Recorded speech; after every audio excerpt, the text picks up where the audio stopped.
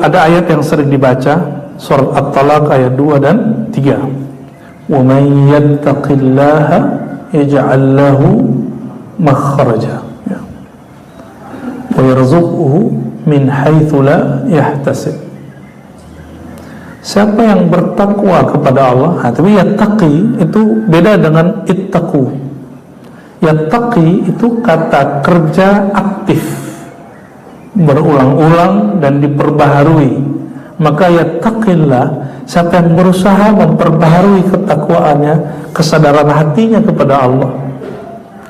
Urusan rezeki, urusan masalah, itu kita sering stres. Kenapa? Karena tidak ada kesadaran bertuhan. Jadi kalau kita terjemah dengan tadi, wa may yattaqillah, siapa yang selalu menjaga kesadaran qalbunya dengan Allah, yaj'al lahu makhraja, Allah akan bukakan, jadikan, ciptakan bagi dia makhraj. Makhraj itu menjadi salah satu istilah dalam ilmu tajwid, yaitu makharij, itu jamak dari makhraj, tempat keluar huruf. Nyambung nggak dengan qaulan sadida? Ini pemaknaan lain, ya. Makhraj, tempat keluar huruf. Ini tafsir, namanya tafsir isyari, tapi dibenarkan oleh para ulama, ya, berdasarkan ilmu-ilmu yang zahir. Makhraj, tempat keluar huruf. Tempat keluar huruf, kalau keluarnya pas, apa bacaannya? Bacaannya disebut mujawwad. Bacaannya bagus, benar Pak Haji? Jadi bacaan yang disebut bertajwid itu bacaan yang memberikan hak kepada huruf, yang memberikan panjang pendeknya, cara bacanya, kaifiat dan sifat-sifatnya sesuai yang diajarkan oleh baginda Rasulullah SAW. Itu dalam ilmu tajwid, ya. Jadi kalau ada imam suaranya bagus tapi bacaannya nggak enak, kita nggak sebut mujawwad, ya. Imam kita sudah suaranya bagus, bacaannya sesuai dengan makharij, itu enak didengar. Udah pernah dengar nggak orang baca Quran tuh kayaknya pakai irama Sunda gitu, irama Jawa, pakai irama Sudes, tapi hurufnya tidak keluar sesuai dengan tempat keluar. Kita enak nggak dengarnya? Kalau yang ngerti enak dengarnya, hambar, ya. Apa maksudnya? Wa may yattaqillah, siapa yang melatih kesadaran hatinya, maka dia jika berbicara, Allah jadikan tepat keluar pada tempatnya, ya, tepat keluar pada tempatnya. Ayat ini sering digiring cuma masalah rezeki. Jadi orang itu bertuhan, itu urusan duit aja kebanyakan. Oh, kalau bukan urusan duit, urusan masalah, lalu gak bahas-bahas tentang ayat ini. Itu yang menurut saya boleh, tapi jangan sering-sering. Kenapa? Itu namanya memperkosa ayat untuk kepentingan yayasan, fundraising, ya, itu nggak pantas. Al-Quran itu jangan jadikan dia berkhidmat kepada kita untuk kepentingan kita, tapi jadikan ayat ini kita berkhidmat mencari maknanya. Ya, sudah banyak teman-teman kita yang di dunia NGO menggunakan ayat ini, benar nggak Pak Haji? Dan kita geli loh dengarnya. Loh kok, ini mulai nih fundraising nih. Ayatnya pasti ini, "Wa may yattaqillaha ja'al lahu makhraja wa yarzuqhu min haitsu la yahtasib." Jadi takwa itu bersyarat jadinya. Takwa itu supaya Allah jadikan jalan keluar. Takwa itu supaya Allah kasih rezeki dari pintu yang tidak terbatas. Begitu kan? Padahal maksud ayat ini nggak begitu. Ayat ini global. Ayat ini jelas. Siapa yang yattaqillah, yang takwa, maka Allah akan yaj'al lahu, Allah jadikan bagi dia makhraja, tempat keluar, nur yang sudah dia bangun, yang Allah kemudian hidupkan di dalam kolbunya, keluar dari kata-katanya, dari fikirannya, nanti baru muncul jalan keluar yang zahir, yang batin dulu. Jadi kajian boleh sama, ayatnya boleh sama, hadisnya boleh sama. Kenapa rasanya beda? Karena ada orang yang Allah jadikan makhraj bagi dia, kata-katanya tepat keluar. Ada orang yang tidak Allah jadikan bagi dia makhraj.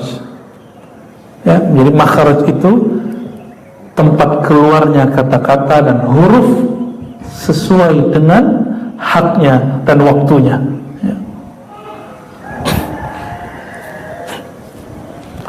Wa yarzuqhu min haitsu la yahtasib. Allah akan memberi dia anugerah rezeki min haitsu, dari sekira-kira, la yahtasib, dia tidak perkirakan. Ini urusan duit apa urusan apa ini?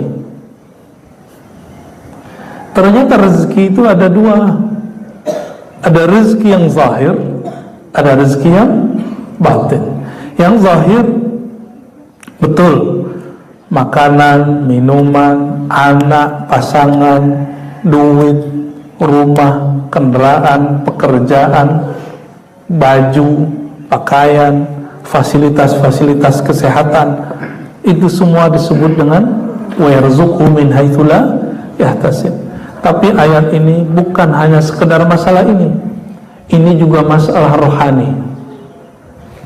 Karena kalau kita baca ayat siratal ladzina an'amta 'alaihim, jalan yang engkau beri nikmat, itu nikmat zahir atau nikmat batin? Ayat itu yang kita baca di surah Al-Fatihah, pasti semua orang bilang ini jalan batin, nikmat batin. An'amta, yang engkau beri nikmat batin. Apa nikmat batin? Yang tidak engkau murkai ya Allah, yang bukan orang-orang yang sesat. Maka tidak dimurkai Allah berarti dapat sayang Allah. Itu nikmat. Jadi nikmat paling besar itu bukan kita yang tadi itu. Ya, jadi yang disebut istidraj itu diberi fasilitas duniawi tapi batinnya nggak diberi. Itu istidraj. Kalau indikatornya apa? Bertambah pemberian, bertambah kedurhakaan, kelalaian. Itu indikatornya. Tapi secara batin isinya apa? Ya, istidraj. Kan orang sering ngomong nih, ini istidraj ini bukan nikmat ini. Istidraj itu zahirnya kamu diberi, batinnya engkau tidak diberi. Itu yang disebut istidraj. Bapak Ibu kalau dapat rezeki, kebayangnya habiskan dulu atau berbagi dulu? Ngabisin dulu ya, itu istidraj. Tapi baru dapat rezeki, kebayangnya apa?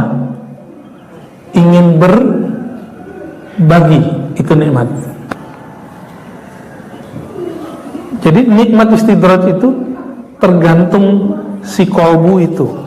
Makanya dimulai semuanya dari wa may yattaqillah. Siapa yang takwa kepada Allah, siapa yang menjaga kesadaran batinnya kepada Allah, Allah ciptakan bagi dia tempat keluar.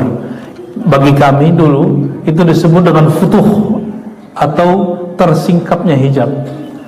Dulu guru-guru kita sering mengajarkan doa ini, Allahumma ftah lana futuhal arifin. Ya Allah, singkapkanlah bagi kami sebagaimana engkau singkapkan kepada ahli-ahli ma'rifat. Ya.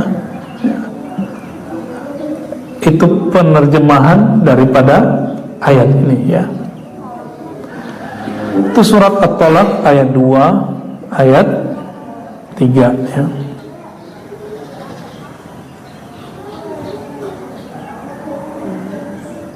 Bukan 2, 3, ini keliru nomornya dia nih ya. Kemudian surat Al-Anfal ya.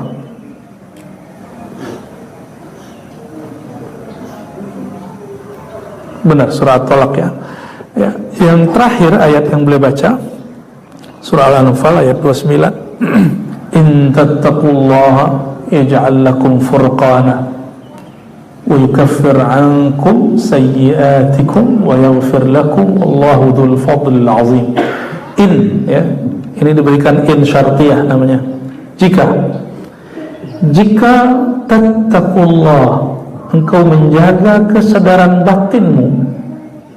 Jadi ketika Nabi SAW ditanya, wahai Rasulullah, jika aku bertemu sesuatu persoalan tapi engkau tidak ada, apa jawaban Nabi SAW? Istafti qalbak, tanya qalbumu. Itu mekanismenya apa?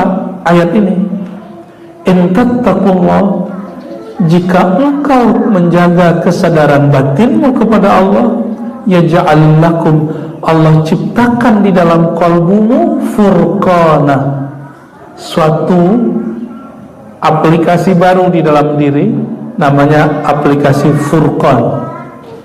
Ya, buah daripada orang menjaga kesadaran batinnya kepada Allah disebut Furqan, pembeda. Furqana, pembeda antara kebaikan dengan keburukan. Ya. Tidak semua yang benar itu baik disampaikan. Apa maksudnya? Banyak orang menyampaikan sesuatu kebenaran tapi tidak pada tempatnya. Maka seharusnya kita terima, tapi nggak enak menerimanya.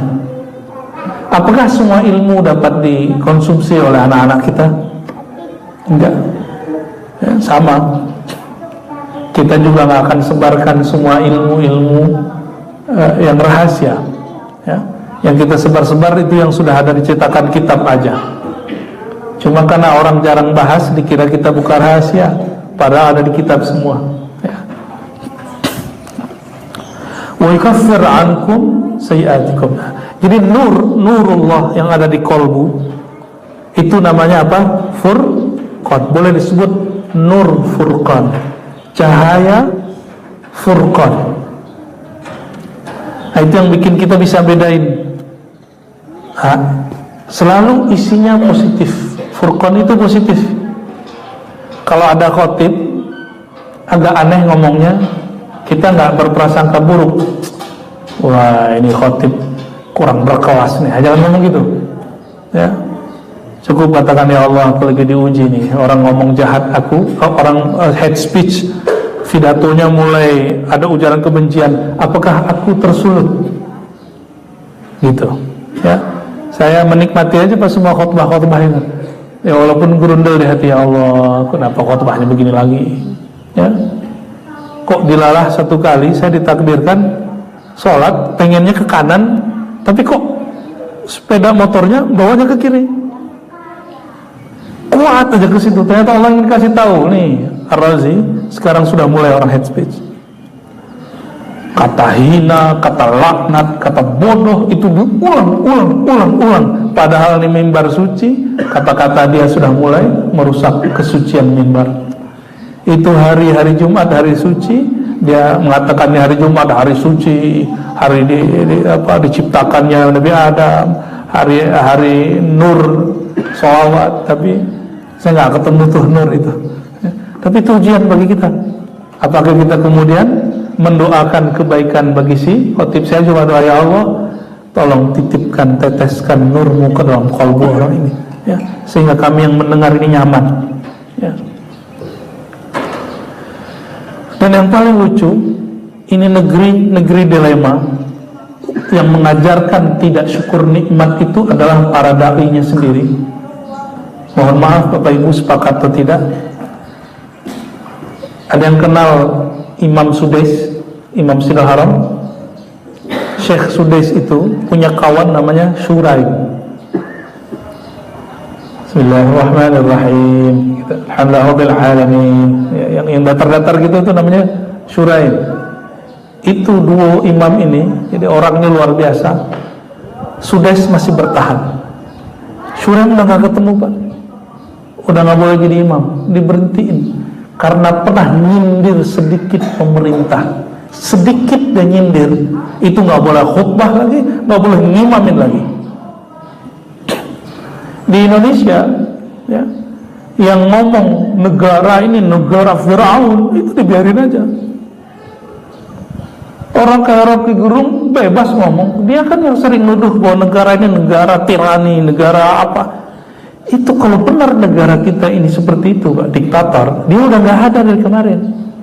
Yang pernah hidup di zaman Soeharto, gimana? Yang pernah hidup zaman Soeharto, gimana Pak? Guru saya hilang semalam, cuma nyindir dikit.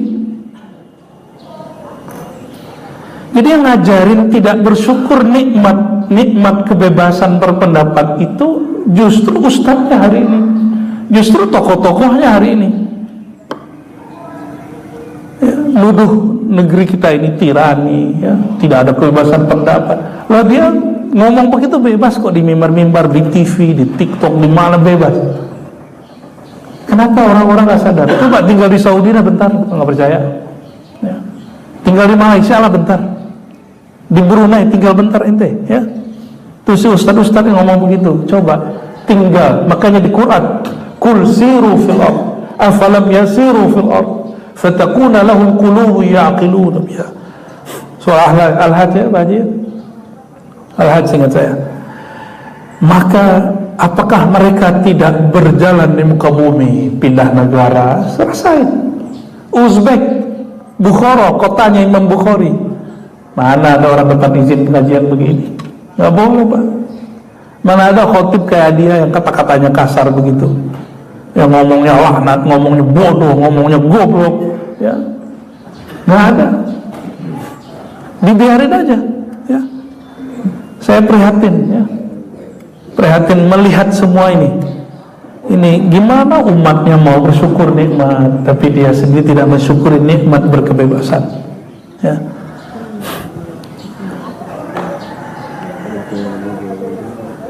Yukaffir ankum sayyi'atikum, ya. Nah nanti silakan rasakan sendiri. Kita sudah mengalami itu beberapa 2 kali, ya. Ya, mau diulangi lagi gak? Rasa di kolbu ini akan menjawab. Itu namanya furqan. Ya ja'allakum furqan. Nur yang Allah titipkan di kolbu itu, dia dapat bekerja, merasakan furqan, membedakan nanti, ya. Semoga warga TMP, ya, dan saya, Allah ciptakan di kolbunya nur furqan, amin ya rabbal alamin. Dan ajaibnya Quran itu disebut furqan, ya. Lalu faedah takwa itu setelah diciptakan nur, yukaffir ankum sayyi'atikum, Allah hapus kesalahan kamu, wa yaghfir lakum, Allah tutup semua kesalahanmu. Wallahu dzul fadlil azim. Dengan apa Allah tutup? Bukan dengan hebatmu beramal, tapi dzul fadlil azim, karena dia punya anugerah yang banyak, ya. Kita baca hadis Nabi SAW dari Abu Hurairah radhiyallahu ta'ala anhu. Qila ya Rasulullah, ada yang bertanya, wahai Rasulullah, man akramun nas? Siapakah manusia paling akram, paling pemurah? Ada juga terjemahan akram ini asyraf, paling mulia. Lalu Nabi menjawab atqahum, yang paling bertakwa. Hadis ini disering dijadikan dalil untuk ngomongin nasab. Nggak nyambung, ya. Bab nasab itu sesuatu. Nasab itu bab yang berkaitan mengenai orang mendakwakan dirinya, saya keturunan Syanu. Terus kalau ada ayat atau hadis yang menyebutkan, ya, atqahum, yang paling mulia adalah orang yang paling bertakwa, itu bukan untuk membatalkan ilmu nasab, ya, itu lain cerita. Karena ilmu nasab itu satu ilmu yang nggak ada kaitannya dengan bab ini. Ini bab qalbu, ilmu nasab itu bab empirik, ya, zahir, ya. Faqalu laisa an hadza nas'alu. Wahai Rasulullah, bukan sekedar itu yang kami tanya. Lalu Nabi jawab, ya, orang paling mulia, paling pemurah fa Yusuf, Nabi Yusuf, Nabiullah, anak Nabiullah, cucu Nabiullah, cucu cicit daripada Khalilullah, yaitu Nabi Ibrahim. Coba Yusuf itu anak siapa ya? Yusuf bin Yakub bin Ishaq bin Ibrahim. Nabi nyebutnya Yusuf Nabiullah bin Nabiillah bin Nabiillah bin Khalilillah. Yang terakhir disebut Khalil, yaitu Nabi Ibrahim. Qalu, lalu mereka bertanya, bukan sekedar itu wahai Rasulullah, laisa an hadza nas'alu. Lalu Nabi SAW bertanya, terus maksud kamu tentang apa? Fa'an ma'adinil Arab, apakah tentang orang Arab? Tas'aluni, kamu bertanya. Maka Nabi mengatakan, khiyaruhum, orang Arab paling mulia di zaman jahiliyah, lalu masuk Islam, maka dia khiyaruhum fil Islam, dia akan mulia dalam Islam idza faquhu, jika mereka mengenal hukum-hukum Allah. Maksudnya apa? Orang murtad, orang Islam masuk mu'alaf, semulia apa mu'alaf itu, sebesar apa kemuliaan dia sebelumnya. Maka kalau orang biasa masuk Islam nggak booming, kalau artis masuk Islam booming nggak? Booming. Nah, itu maksudnya. Kalau saintis masuk Islam booming nggak? Saintis. Ada ahli sains masuk Islam, oh itu kemudian diputer-puter tuh berulang-ulang. Pendeta masuk Islam luar biasa nggak? Coba kalau orang yang jarang ke gereja masuk Islam, biasa aja, wajar, kamu jarang masuk gereja. Ya. Tapi kalau pendeta, misalnya nih, yang mantan pendeta itu siapa? Yahya Waloni gitu, masuk Islam rame. Maka dia kalau ngomong tentang agama dia terdahulu menarik. Tapi kalau dia ngomong akidah, ngomong fikih, ya tentu dia nggak sebagus dia ngomong agama sebelumnya. Itu maksudnya. Coba kalau saya ngomong kristologi, nggak menarik Pak. Tapi kalau mu'alafnya seorang pendeta ngomong itu menarik. Itu contohnya. Ya. Idza faquhu, maka kemuliaan itu bukan berdasarkan nasab, betul. Kemuliaan dalam bab ini kemuliaan yang lain. Babnya ini kemuliaan ilmu. Idza faquhu, jika mereka berilmu, punya pemahaman. Ya, faquhu beda dengan faqihu. Faqihu itu sekedar paham, tapi kalau faquhu orangnya menguasai hukum. Hadis kedua kita kejar aja biar dapat hadis semua. Dari Abu Sa'id Al-Khudri radhiyallahu taala anhu, ini juga sahabat yang banyak meriwayatkan hadis. Beliau meriwayatkan dari Nabi SAW. Nabi bersabda, "Inna dunya hulwatun khadirah." Dunia itu hulwah. Hulwah itu manis, asik, bener asik ya? Ya. Khadirah, sangat menyilaukan. Khadirah itu secara harfiah berarti hijau, maksudnya menyilaukan. Wa inna Allah mustakhlifukum fiha. Allah lah yang mengangkat kamu jadi khalifah. Ingat, yang jadi khalifah kita atau jin? Ya, jadi perlu nggak takut dengan jin yang ada di kebun? Hah? Katanya di kebun belakang ini masih ada yang tinggal katanya. Ya. Perlu nggak takut? Nggak perlu takut, karena khalifah di bumi siapa? Kalau kita khalifah, dia takut sama kita, dia harus hormat sama kita, nggak usah takut. Cuma biasa rakyat itu membentak pemimpin itu ngecek, ngetes sebenarnya. Ini takut nggak, bisa dikuasai nggak? Ya? Bisa dipengaruhi nggak? Ternyata banyaklah kita urusan begini aja udah takut. Gimana ketemu malaikat mungkar nakir? Lebih horor. Apalagi mau ketemu Nabi Khidir, katanya lebih horor lagi banget. Ya. Ini aja nggak lolos ya. Fayanzur kaifa ta'malun, maka perhatikanlah amal dia. Ya. Amal dalam bahasa Arab itu tidak hanya amal yang kita pahami bahasa Indonesia. Amal itu dibagi, amal fisik, sholat, zakat, amal dompet berbagi, amal akal bertafakkur, amal kolbu berzikir, amalnya ruh berma'rifat. Itu beda-beda tuh. Maka sejauh mana orang beramal, sejauh itulah nur ketakwaannya. Ketika pandemi, orang yang suka sholat tahajud masih ketakutan, benar gak? Masih cemas, berarti tahajudnya gak bekerja. Berarti di tahajud selama ini belum dengan ruhnya ya, belum dengan ruhnya ya. Tapi ada juga nekat, nah, itu gak baik juga ya. Hargai juga orang-orang takut itu biar gak kelihatan gitu. Dalam hal ini kita sudah ngeliat banyak orang yang berhaji berkali-kali. Itu pas pandemi kemarin, ini pada lupa semua kan? kita, waduh norak bener tuh ya, kita malu kalau ingat-ingat hari-hari itu ya.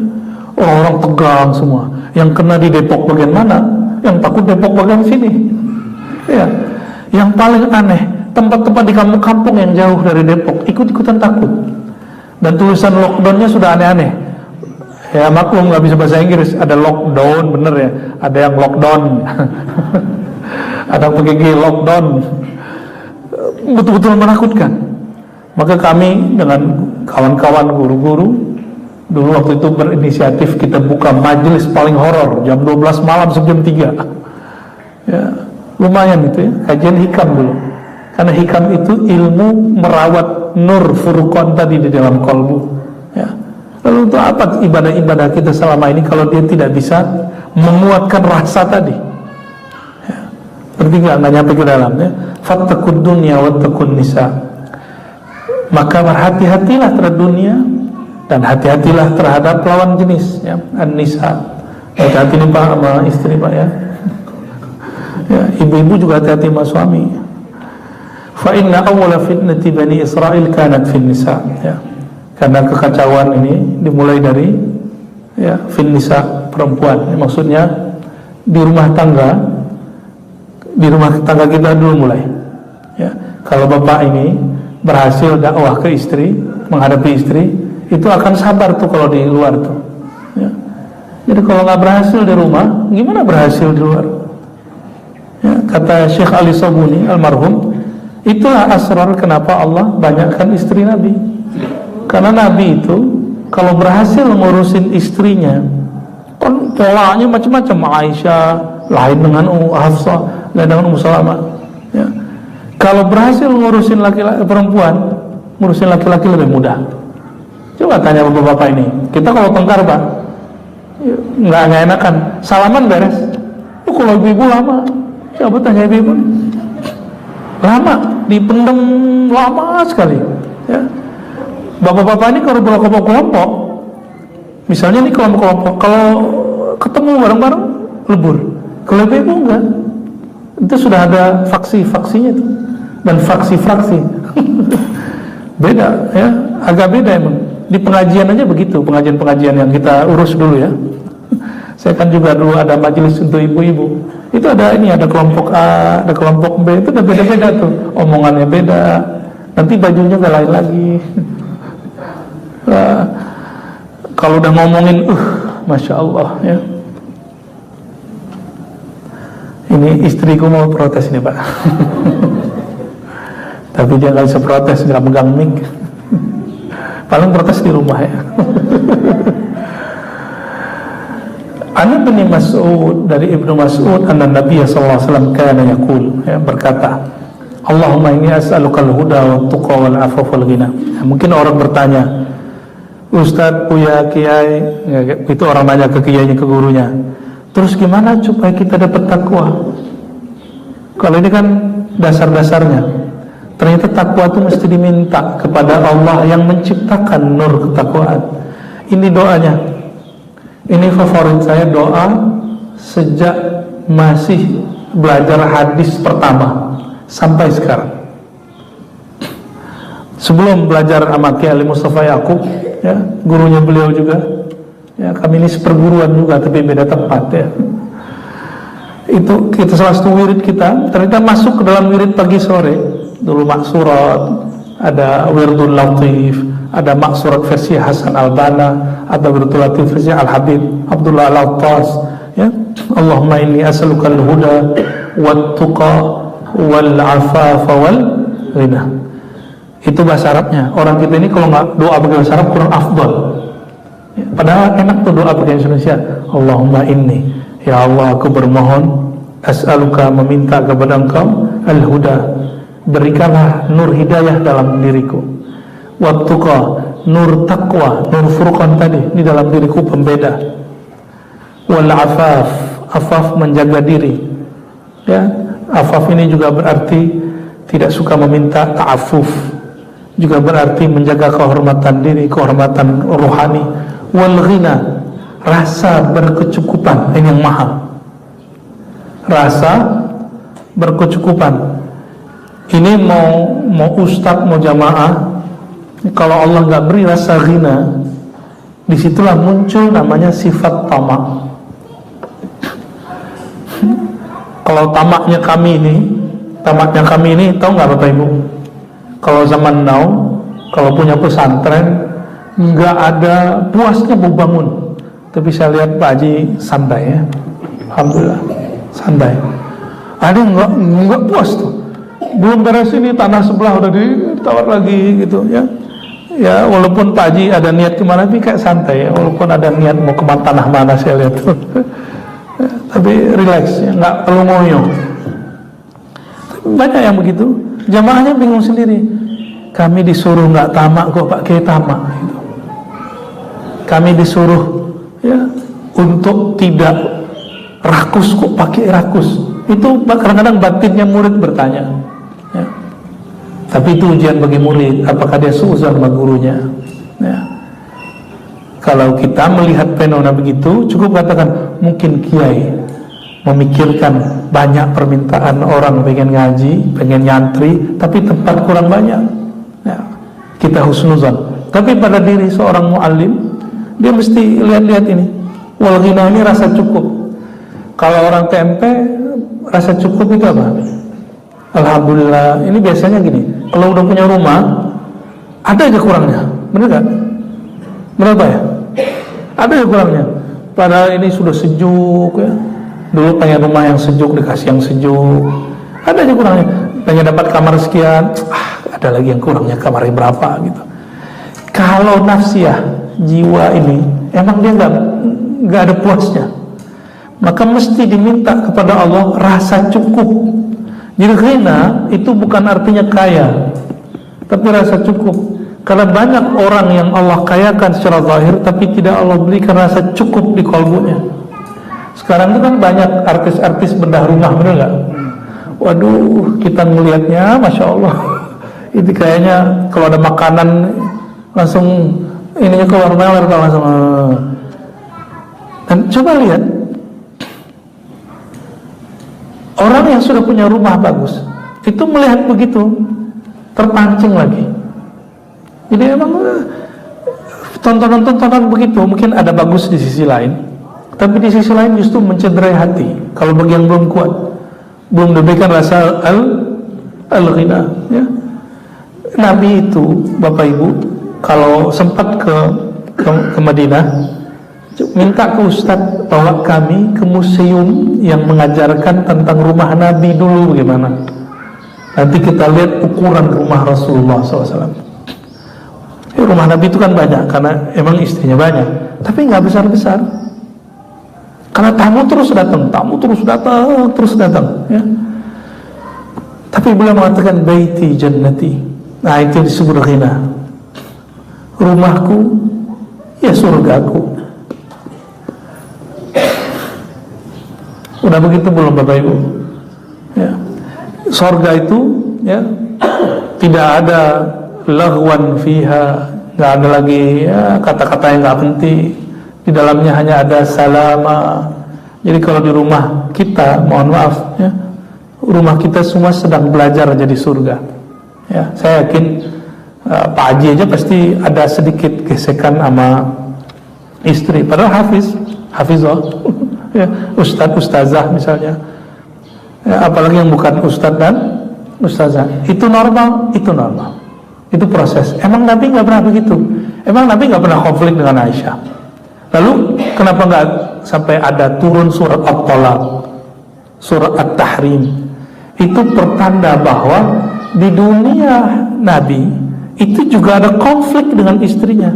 Tapi konflik ini tidak membuat kemudian merusak yang 4 tadi. Huda, tuqa, afaf, ghina. Mau rumahnya menjadi surga, minta 4 ini. Ini pilar surga di dunia. Al-huda, petunjuk.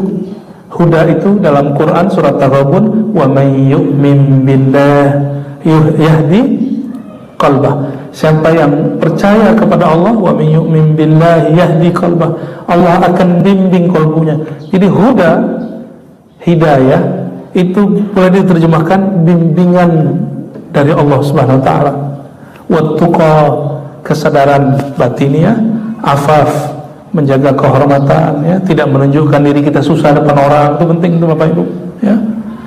Walaupun kita susah, ya, kata kiai saya dulu, ya, kamu mau hidupmu lagi nggak enak kalau ngajar pakai baju paling bagus, ya. Kenapa?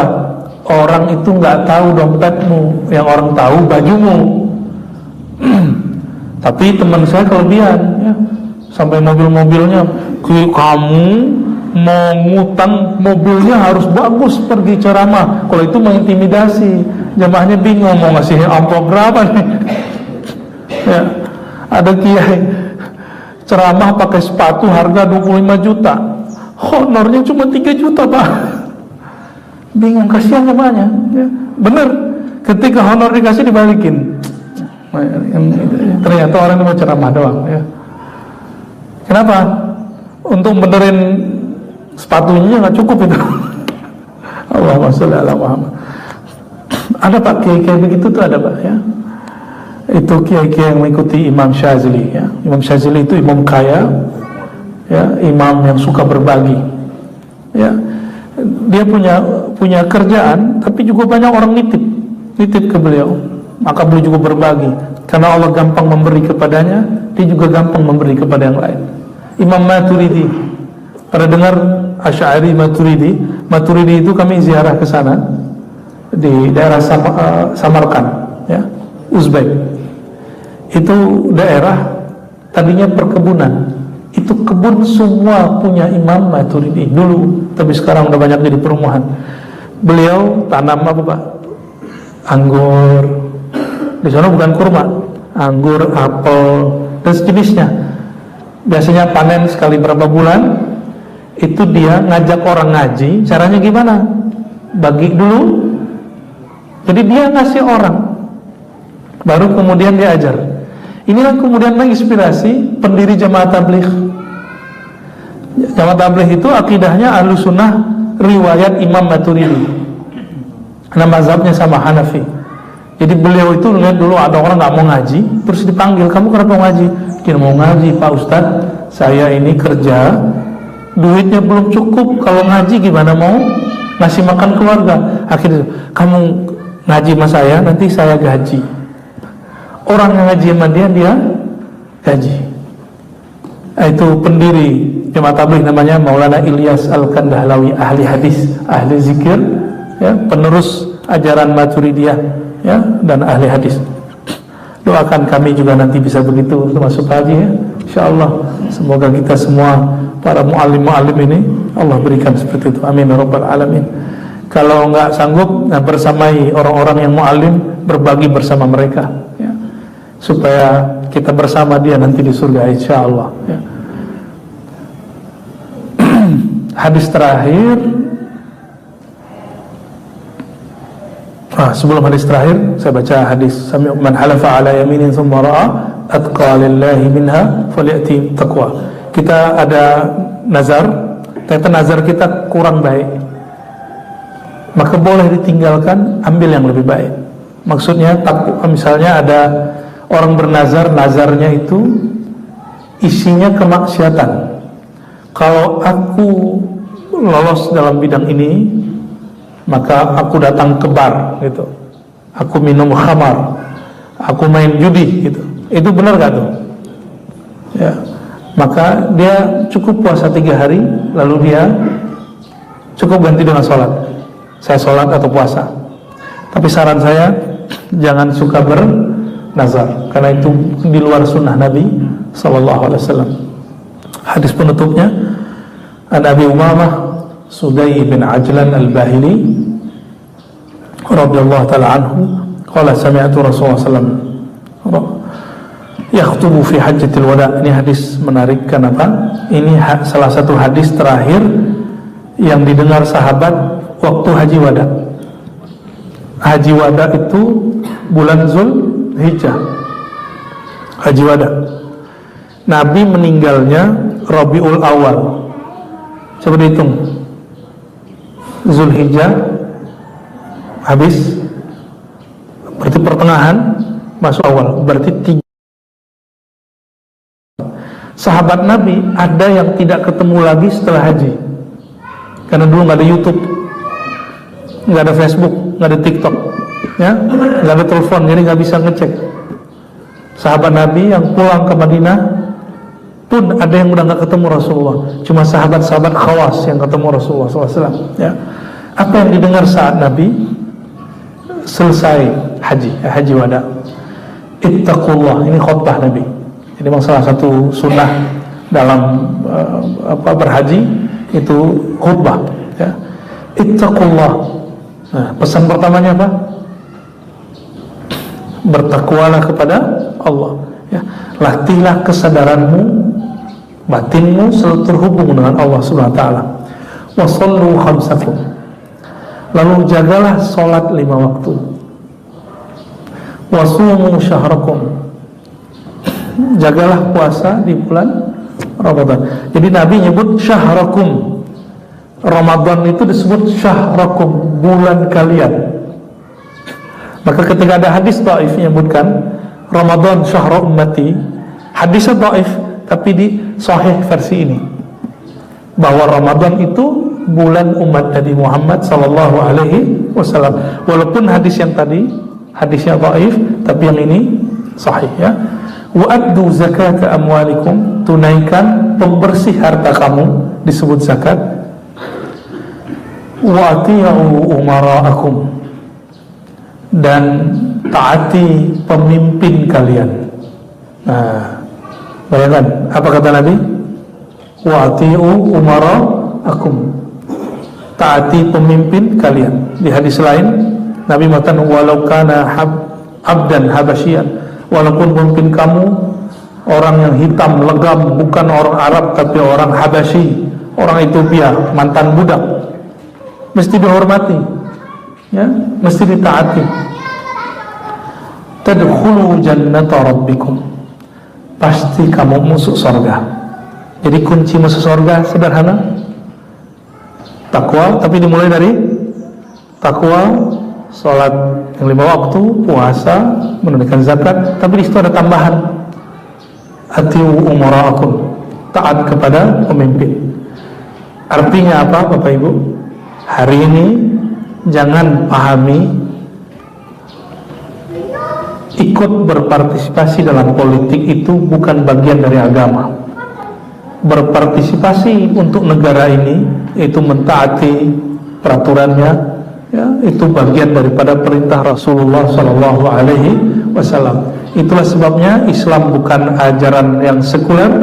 Islam selalu membersamai persoalan-persoalan politik, tapi tidak boleh mempolitisasi Islam. Ya, semoga Allah Taala memberkahi kita semua, memberkahi ulama-ulama kita, umara-umaranya, habaib-habaibnya, para kiai-kiainya, pesantren-pesantrennya, guru-guru ngajinya, orang-orang yang berkhidmat untuk negeri ini, orang-orang yang sedang mengajari umat untuk mengenal Allah. Nas'alullah al-afwa wal afiyah. Allahumma ya Rahman ya Rahim, ya Karim ya Azim, ya Allah ya man ya'muruna bittaqwa, salli ala sayyidina Muhammad sayyidil muttaqin, ahli tuqa wal nuha. Ya Allah, sampaikan salawat kami kepada penghulu orang yang paling bertakwa, yaitu Nabi Muhammad sallallahu alaihi wasallam. Allahumma inna nas'aluka at-tuqa wal afaf wal ghina. Allahumma nas'aluka al-huda wat tuqa wal afaf wal ghina. Ya Allah, sebagaimana Nabi Engkau berdoa, kami juga berdoa, ya Allah, berikanlah kami anugerah nur hidayah di dalam qalbu, kesadaran hati bertakwa di dalam qalbu, dan juga ya Allah berikan kami kesadaran menjaga diri, menjaga rasa malu kepada Engkau, wal ghina, dan berikan ya Allah rasa berkecukupan dalam hati kami. Allahumma ya Allah, hiasi kami dengan semua sifat-sifat yang Engkau ridai, wa tahhirna ya Rabbana an kulli ma la tardah. Ya Allah, bersihkan diri kami, bersihkan lingkungan kami, bersihkan rumah kami, rumah tangga kami, tempat kami mengabdi dari hal-hal yang Engkau tidak ridai. Allahumma inna nas'aluka al-khaira kullahu mimma 'alimna wa mimma la na'lam, wa nas'aluka ya Rabbana wa na'udzubika ya Rabbana min kulli syarrin mimma 'alimna wa mimma la na'lam. Ya Allah, Kami memohon kebaikan-kebaikan yang ada dalam ilmu, bukan hanya kebaikan yang ada dalam fikiran kami. Pilihkanlah yang terbaik bagi kami. Ya Allah, jauhkanlah kami dari keburukan yang ada menurut ilmu-Mu, bukan keburukan yang ada dalam pikiran kami.